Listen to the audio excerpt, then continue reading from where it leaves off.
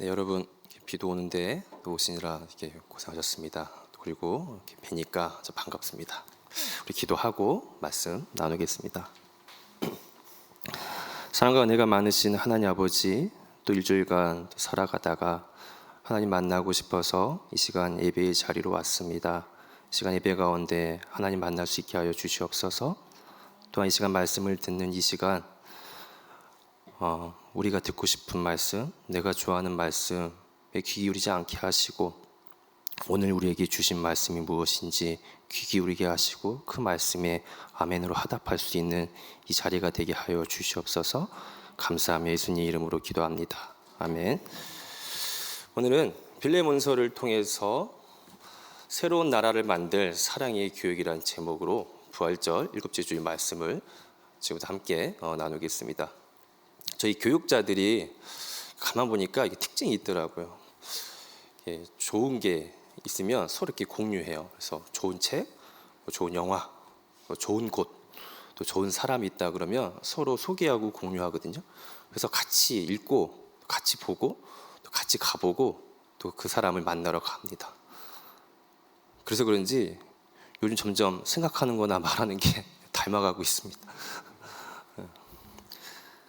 얼마 전에는 차이나는 클래스라고 하는 강연 프로그램이 있는데, 거기서 독일에 대해서 강연했던 김누리 교수님의 강의가 하도 좋다고 그래가지고 한번 들어봤습니다. 좋더라고요. 그 중에서 특별히 여러 강의를 하셨는데, 새로운 나라를 만든 독일의 교육이라고 하는 강의가 참 인상적이었습니다. 그렇습니다. 오늘 설교 제목은 거기서 가져왔습니다. 저도 이렇게 주변에 독일에 신학을 배우러 유학을 다녀온 사람들이 종종 있습니다. 그곳에 학비가 공짜고 하는 등등 독일 교육이 좋다라는 이야기는 들었는데, 구체적으로 무엇이 좋은지는 잘 몰랐었는데 이번 강의를 통해서 알게 되었습니다. 그 교육을 넘어서 지금의 독일은 아시는 것처럼 얼마 전에 시리아 난민들을 유럽에서 가장 많이 받아준 그런 나라가 됐지 않습니까? 과거 나치 정권의 독일과는 전혀 다른 새로운 나라가 됐는데, 김누리 교수는 이렇게 변화된 게 불과 얼마 안 됐다라고 하더라고요. 1968년 이후부터 변화가 시작됐다라고 합니다. 그리고 그 변화를 이끈 중심에는 독일의 교육이 있었다고 합니다. 우리나라에서 하는 교육과 참 많이 다른데요. 핵심은 이렇습니다. 교육을 통해서 아이들이 행복을 느끼게 해주는 거예요. 그래서 행복한 자아를 만들어 줍니다. 그래야 그 아이가 커서 타인의 행복을 위해서 살아갈 수 있다고 하더라고요. 그래서 나아가 모두가 행복한 나라를 만들고자 하는 게 독일의 교육이더라고요. 행복을 경험하지 못한 아이가, 불행한 아이가 다른 사람의 행복을 위해서 살아갈 수 없다라는 것이죠. 너무 이렇게 은혜 받았어요. 그런데요, 신앙의 원리도 이와 비슷합니다. 무엇이 같을까, 무엇이 같은지를 빌레몬서를 통해서 이 시간 함께 살펴볼 텐데요. 왜 하필이면 빌레몬서냐? 신약 성경에서 바울 서신 중에 빌레몬서가 맨 마지막에 배치되어 있습니다. 맨 마지막에 있다라고 하는 것은 이렇게 생각할 수 있어요. 바울이 전하고자 했던 복음의 결론일 수 있다라는 거예요. 그래서 빌레몬서에는 바울이 전한 신앙의 핵심 원리가 담겨 있기 때문에 오늘 우리는 빌레몬서를 함께 살펴볼 것입니다. 그러면 빌레몬서 이야기를 해볼 텐데요. 사실 빌레몬서 한 장밖에 되지 않아서 다 읽어도 되는데, 다 읽으면 성석환 교수님 분위기 날까봐 다 읽지는 않았고요. 그 앞뒤 인사말 빼고 오늘 본문만 살펴보려고 합니다. 오늘 본문만 봐도 빌레몬서 전체의 내용을 가름할 수 있겠다라고 생각이 됩니다. 그 전에 앞서 빌레몬서 본문을 이해하기 위해서 빌레몬서의 또 배경과 상황을 먼저 좀 살펴보려고 합니다. 들어보셨을까요? 빌레몬서가 옥중서신이라고 하거든요. 즉 감옥에서 쓰인 편지라 그래요. 근데 이 편지가 도대체 언제 어느 감옥에서 썼는지 신학적으로 밝히기가 참 어렵습니다. 근데 이럴 땐 방법이 있어요. 인문학적인 상상력을 발휘해서 성경을 읽으면 됩니다. 사도행전 28장으로 사도행전이 끝나는데요. 그 마지막에 어떤 일이 벌어지냐면 바울이 로마에 있는 감옥에 갇히게 됩니다. 근데 그 감옥이요, 우리가 알고 있는 쇠창살이 있는 그런 감옥이 아니고 가택연금이라고 합니다. 그러니까 바울은 나갈 수 없지만 누구든지 그 집으로 들어올 수 있는 그런 옥살이라고 이해할 수 있습니다. 오늘 우리는 여기서부터 출발하려고 합니다. 제가 좀 더 상상의 나래를 펴서 빌레몬서 상황을 좀 이야기해 보려고 합니다. 오늘처럼 비가 막 부슬부슬 오는 그런 밤이었어요. 잠자리에 들려고 바울이 누웠는데 똑똑똑 하면서 저기서 밖에서 문 두드리는 소리가 납니다. 옷을 주섬주섬 입고 누군가 확인하러 바울이 나갔죠. 근데 비 와서 소리도 잘 안 들리고 껌껌해서 누군지 잘 알아볼 수가 없었어요. 일단 그 사람이 비를 계속 맞을까 봐 바울은 그를 집 안으로 들여보냅니다. 그리고 비 맞으니까 춥잖아요. 일단 씻으라고 하고 본인은 따뜻한 차를 준비합니다. 성경에는 없어요. 제가 상상하는 거예요. 그리고 함께 모여서 앉아서 대화를 나누다가 바울이 너무 반가웠어요. 알고 보니까 그 사람이 누구냐면 예전에 그 골로새 교회에 갔을 때 빌레몬이라고 하는 사람 집에 있던 종 오네시모였습니다. 얼마나 반가웠겠습니까? 옥살이 중에 누가 자기를 찾아왔다고 했을 때. 이런저런 근황을 이야기하다가 바울이 물어봅니다.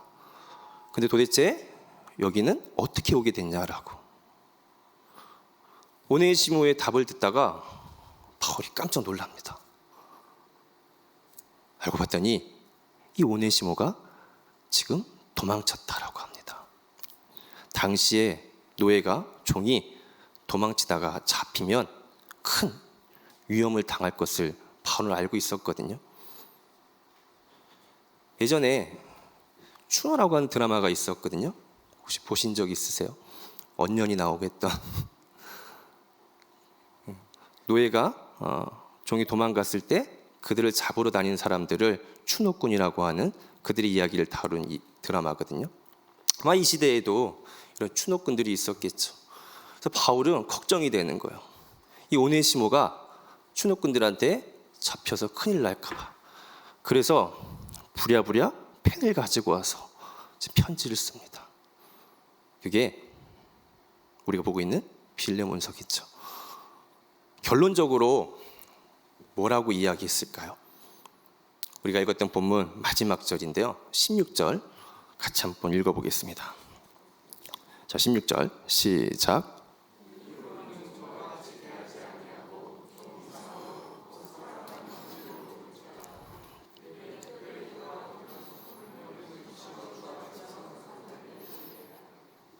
한마디로 오네시모한테 이런 부탁을 하는 거예요. 아니, 빌레몬한테 이런 부탁을 하는 거예요. 오네시모를 형제로 받아주라고.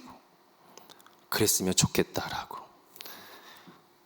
우린 잘 모르겠지만 그 감정을 느낄 수 없겠지만 지금 이 16절을 적고 있는 바울은 여러 가지 감정이 막 교차할 것 같아요. 아마 과거의 옛날 모습을 회상하고 있을 것 같습니다. 왜냐하면 이 한 절에는 바울의 깊은 사연이 담겨 있기 때문에 그렇습니다. 아시는 것처럼 과거의 바울은 철저한 바리새인이었습니다. 그래서 그는 어느 날 하나님을 위해서, 하나님을 사랑해서 예수 믿는 사람들을 죽이기 위해 다메섹으로 걸어가고 있었습니다. 하나님을 사랑해서 가는데 그 모습에는 살기가 등등했겠죠. 근데 거기서 누구를 만납니까? 주님을 만나게 돼요. 거기서 꼬꾸라지잖아요. 그리고 그 과정에서 시력을 잃게 되고 집가에 있는 유다의 집에 머물게 됩니다. 그때 그 인근에 살았던 아나니아였는지 예수님께서 환상 중에 아나니아라는 사람을 찾아옵니다. 그러면서 당신은 바울이 아니고 사울로 이름을 명했으니까 사울을 찾아가서 도와주라고 해요. 아나니아한테 사울은 어떤 사람일까요? 자기를 죽이려고 했던 사람이에요. 자기 가족을, 친구를, 공동체를, 교회를 죽이려고 했던 사람이에요. 근데 그를 가서 도와주래요. 아무리 예수님이지만 이건 좀 받아들이기가, 납득하기가 좀 어렵습니다. 그러나 그럼에도 불구하고 아나니아는 사울을 찾아 길을 떠납니다. 여러 가지 감정이 그도 교차했겠죠. 그리고 사울을 만났습니다. 그 사울을 만나서 아나니아는 이런 이야기합니다. 그가 사울을 만나서 처음 했던 이야기입니다. 한번 읽어볼게요. 우리 사도행전 9장 17절입니다. 자, 시작.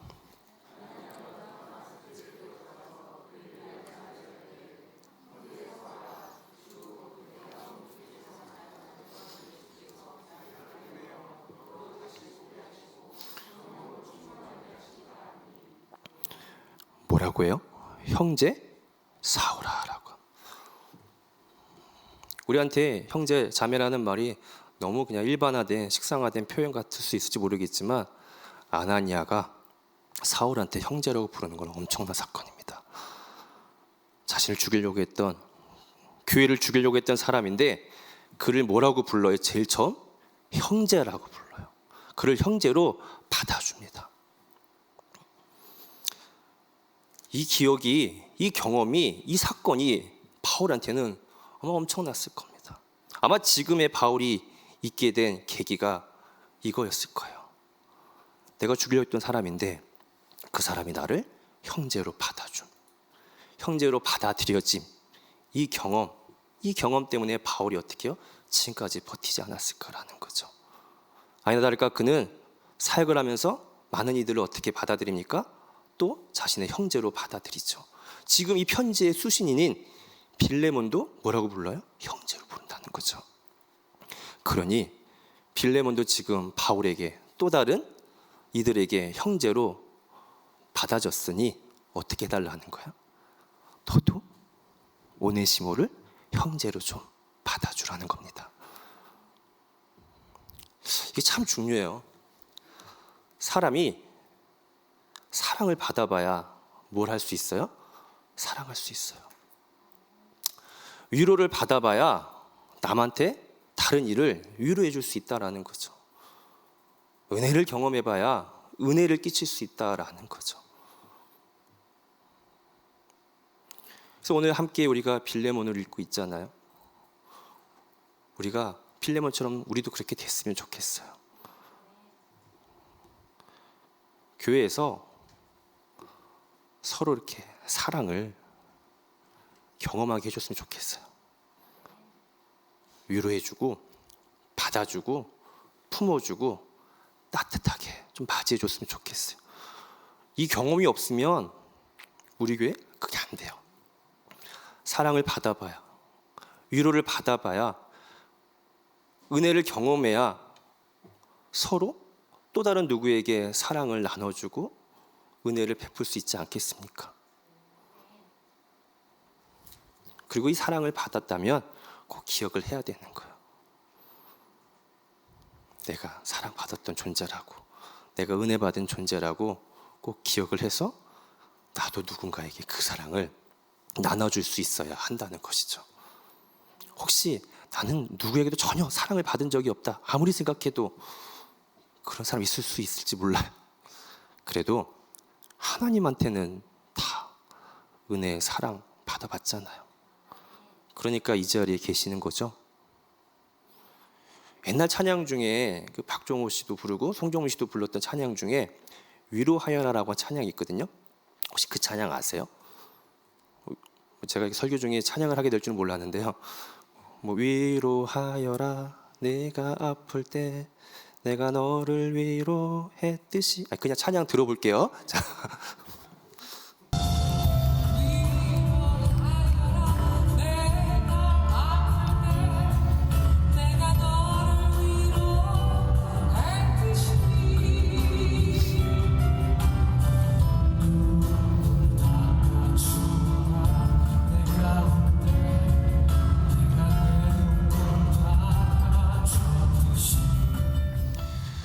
내가 아플 때 하나님께서 나를 위로해 줬던 그 경험 다 있으시잖아요.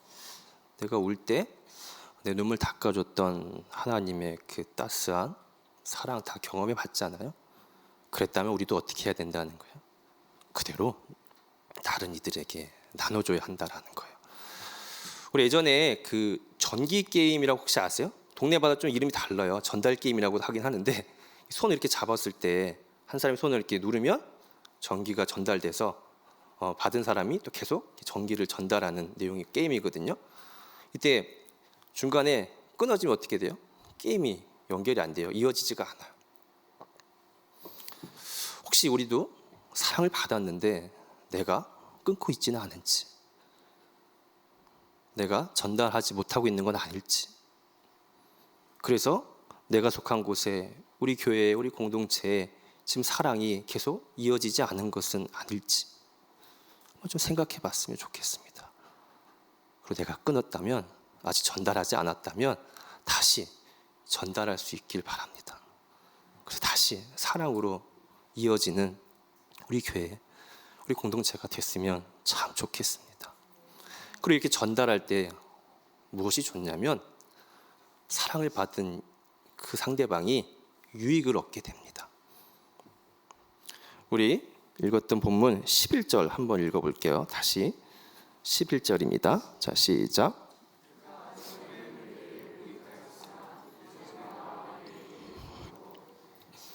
바울이요, 빌레몬한테 이렇게 이야기를 합니다.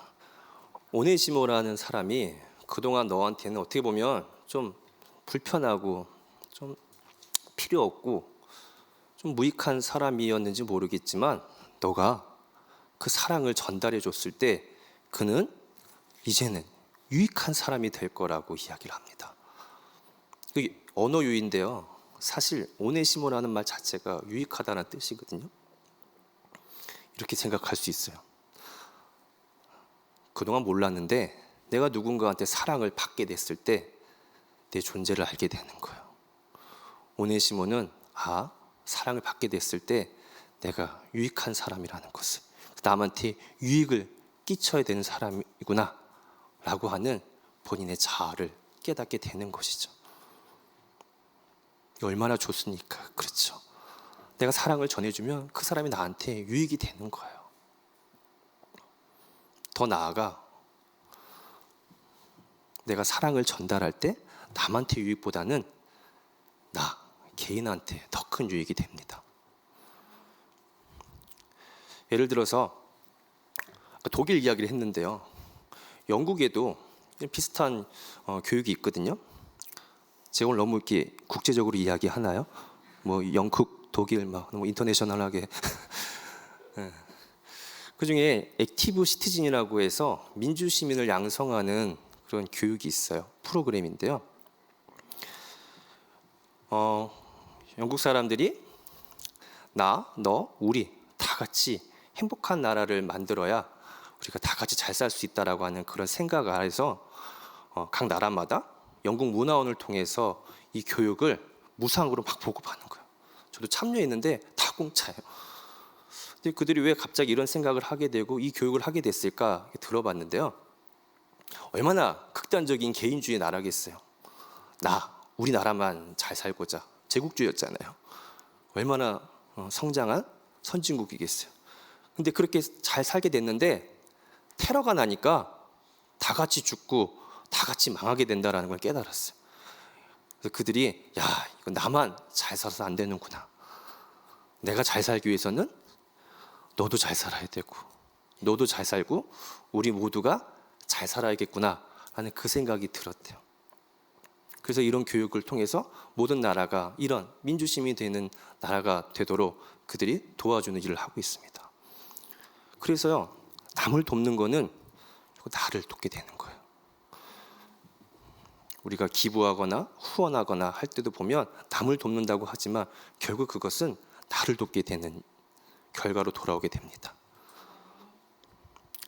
그래서 빌레몬이 이 사랑을 오네시모한테 전달할 때 누구한테 더 큰 유익이냐면 빌레몬 자신한테 유익이에요. 아까 사랑을 받으면 오네시모가 자신이 누군지 알게 된다고 했었잖아요. 빌레몬도 마찬가지인 거예요. 사랑을 전달할 때 빌레몬이 내가 누군지를 알게 된다는 거죠. 에베소서 2장 10절에 우리 표준 세번역으로 한번 좀 같이 읽어볼게요. 한번 읽어보겠습니다. 자, 시작.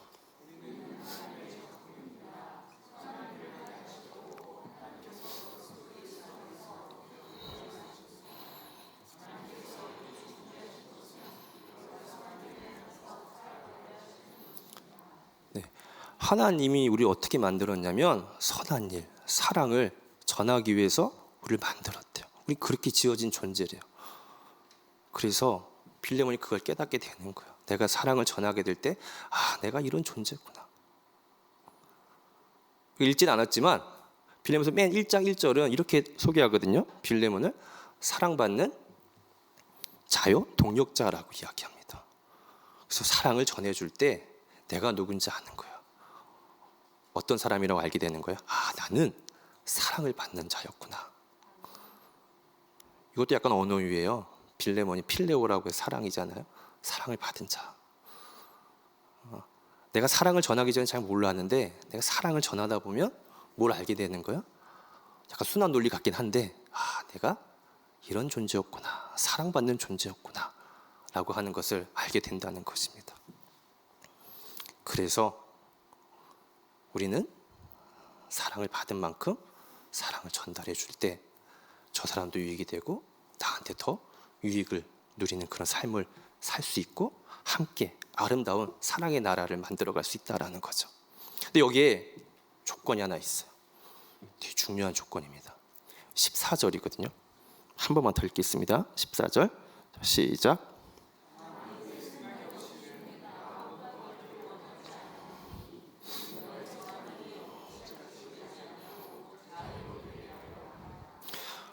굉장히 중요한 신앙의 원리가 들어있어요. 서로 사랑을 나눠주라고 하잖아요. 근데 절대 억지로 하면 안 되는 거예요. 어떻게 해야 되는 거예요? 빌레몬이 자유로 깨달아서 할 수 있게끔 해줘야 되는 거예요. 그러기서 어떻게 해야 되는 겁니까? 기다려줘야 되고 또 그렇게 할 수 있게끔 서로 질문도 하고 대화도 하면서 스스로 그 생각을 알게 될 때까지 기다려줘야 되는 거예요. 근데 이게 우리는 잘 안 돼요. 저도 마찬가지고. 우리는 이 신앙을, 사랑을 자꾸 강요해요. 라떼는 하면서 예수 믿을 때는 이렇게 해야 된다 저렇게 해야 된다라고 막 이야기를 해요. 이렇게 해야 된다라고. 라떼는 하면서. 또 그러다가 나랑 생각이 다를 수 있잖아요. 그러면 내 신앙이 더 옳다라고 생각하는 거예요. 맞다고. 그래서 어떻게 해요? 저 사람한테 고치라고 이야기해요. 안 고치잖아요. 그러면 또 화가 나요. 마귀처럼 바라봐요. 근데 신앙은 그러지 않습니다. 억지로 할 수 없어요. 세뇌시키는 게 아니고요. 너무 중요한 거예요. 자의로 할 수 있게끔. 오늘 제가 제목을 사랑의 교육이라고 했잖아요. 고린도전서 13장에 사랑에 대한 이야기가 나옵니다. 많이들 아실 거예요. 그 사랑이 어떤 거냐고 이야기하는데요. 사랑은 오래 참는 거래요. 기다려주는 거예요. 막 세뇌시키는 게 아니고 기다려주는 거예요. 또 사랑은 온유하다라 그래요. 성내지 않는데요. 막 화내고 나랑 다르다고 화내는 게 아니고 이렇게 된다고 화내는 게 아니라 온유하고 성내지 않는데요. 또 나만 옳다고 교만하지 않는다는 거죠. 그리고 저 사람 어떻게 저렇다라고 무례하게 하지 않는 게 사랑이라고 해요. 그렇죠? 바울이 사랑은 그런 거래요. 그게 한마디로 뭐예요? 억지로 하지 않는 거예요. 자유로 할 수 있게끔. 그래서 이 조건까지 갖추어졌을 때 온전한 진정한 사랑의 교육이 되는 겁니다. 그리고 그 교육 안에서 우리는 함께 사랑의 나라를 보듬어 갈 수 있으면 좋겠습니다. 그 미국 신학자들이 좋아하는 그 표현 중에 이해를 추구하는 신앙이란 말이 있어요. 안셀무스라고 하는 신학자가 한 말인데요. 비슷해요. 우리는 막 세뇌하고 막 주입하고 이런 게 아니고, 강요당하는 게 아니고 이해를 추구하는, 그래서 이해가 될 때, 납득될 때 그렇게 살아갈 수 있게 하는 그 신앙이 필요하다라는 겁니다. 그래서 우리 하늘교회도 계속해서 이렇게 이해를 추구하는 신앙을, 그런 교육 가운데서 더 아름다운 사랑이 넘치는 그런 교회가 됐으면 좋겠습니다. 말씀을 정리할까 합니다. 오늘 우리는 빌레몬서를 통해서 바울이 빌레몬에게 했던 신앙, 사랑의 교육을 살펴봤습니다. 그것은 내가 사랑을 경험해봐야, 은혜를 경험해야, 위로를 경험해야 어떻게 해요? 남에게, 다른 이에게 그 사랑을 나눠줄 수 있다라는 겁니다. 그리고 이 사랑을 전달했을 때 이 전달받은 자는 유익을 얻게 되고요. 더 중요한 것은 오히려 전달한 내가 더 큰 유익을 얻게 된다라고 했습니다. 여기에 중요한 조건이 뭐라고 했었죠? 억지로 하면 안 되는 거예요. 이해를 추구하면서 자의적으로 할 수 있게끔, 그것이 사랑이다라는 거 꼭 기억해서 함께 사랑을 만들어 나갔으면 합니다. 우리 그림 하나 보고 마칠게요. 미키 마우스가 자신의 모습을 보고 그림을 그리는데, 쥐를 그리는 게 아니고 누구를 그려요? 자신을 만든 월트 디즈니를 그리잖아요. 우리가 그랬으면 좋겠습니다. 우리 모습 가운데 내 모습을 보는 게 아니라 내 안에 있는 우리를 만드신 하나님을 볼 수 있으면 좋겠어요. 요한 1서에 하나님 뭐라고 이야기해요? 하나님은 사랑이시다라고 이야기하잖아요. 그렇죠? 우리 안에 하나님의 사랑을 볼 수 있으면 좋겠습니다. 내가 그 사랑을 갖고 있다라는 걸, 간직하고 있다라고, 받고 있다라고. 그래야 우리는 어떻게 해요? 다른 이들에게 그 하나님의 사랑을 나눠주고 살아갈 수 있기 때문에 그렇습니다. 우리 그렇게 할 수 있겠죠? 근데 잘 안 돼요. 그래서 기도해야 돼요. 정말 어려워요. 사랑하며 살아가는 게 정말 어렵더라고요. 그래서 이 시간 우리 함께 기도하길 원합니다.